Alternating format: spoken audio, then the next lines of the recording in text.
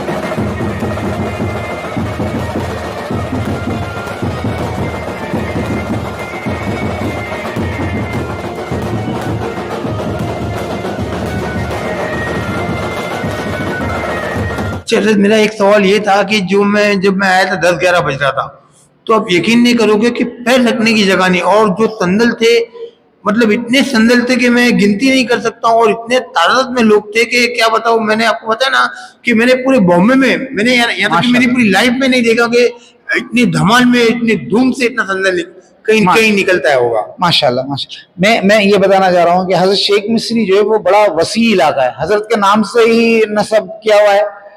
करीब करीब लगकर जो है पोखरी अगर है, कमला नगर है, संगम नगर है, आज मुजौर चौल के भी लोगों ने यहाँ पर संदल आया था। इर्द गिर्द का काफी बड़ा इलाका है और हर जगह से यहाँ पर संदल आते हैं। हत्ता कि आप देखोगे धारावी, सायन, कुरला, यहाँ से भी लोग यहाँ पर संदल आते हैं। माशाल्लाह। हजरत शेख मिस्री जो है वो, अगर मैं ये कह दूं कि 300-400 साल पुराना अरसा है, ये बात नहीं है। मैं ये कह देता हूँ दावे के साथ। और मैं पेपर वर्क बता सकता हूं आपको, बॉम्बे गैजेट कलेक्टर में वॉल्यूम 3 में एक तारीख नस्ब है जिसमें लिखा है हजरत शेख मिस्री मिस्र से आए थे और 1842 की तारीख दी है, और उसमें लिखा है कि आप 550-600 साल पहले आए। तकरीबन तकरीबन हजरत को 800 साल पुराना अरसा हुआ है। माशाल्लाह माशाल्लाह। अच्छा हजरत, जैसे ये टाइम कम है, मैं एक आखिरी सवाल आपसे पूछना चाहूंगा। जी, हजरत शेख मिस्री सरकार की कोई ऐसी करामत बताइए कि वो मिस्र से ताल्लुक रखते थे, मिस्र इजिप्ट से। आप अरबी थे, आपका लिबास जो था वो अबाया था, आप अमामा शरीफ पहनते थे, कद्दावर शख्सियत थी। मिस्र से ताल्लुक था, आप सुर्ख थे। बम्बई उज़्मा में वडाला जो इलाका है वो नमक के अगर से मशहूर है। आप तारीख पढ़ोगे, जो बच्चे उर्दू जानते हैं, हिस्ट्री में जो है एक खास सब्जेक्ट है वो, उसमें वडाला के अगर का वो शुमार किया हुआ है। यहाँ से लोग उस वक्त कोली ज्यादा हुआ करते थे और आबादी कम थी। गरीब जो लोग थे वो खटारे में, जो बैलगाड़ी के साथ चलता है, खटारे में नमक की बोरियां भरते थे और उसे फरोख्त करने बाजार लेके जाया करते थे। यही आमदोरफ्त के जराए थे और यही जो है उनके लिए जरिए माश था। लेकिन हजरत जो है बाहर खड़े होते थे और उन लोगों से ये कहा करते थे कि ये जो नमक आपने भरा है इसको जब भी आप बेचना, शक्कर के भाव बेचना, मिस्री के भाव बेचना। वो लोग ये कहा करते थे कि हजरत हमने नमक अपने हाथ से भरा है, फिर हम इसको मिस्री के भाव कैसे बेचें। हजरत यह कहा करते थे कि अगर आपको यकीन नहीं आ रहा हो तो आप बोरे खोल दें। सारी बोरियां जब खुलती थी वो नमक की मिस्री बन जाया करती थी।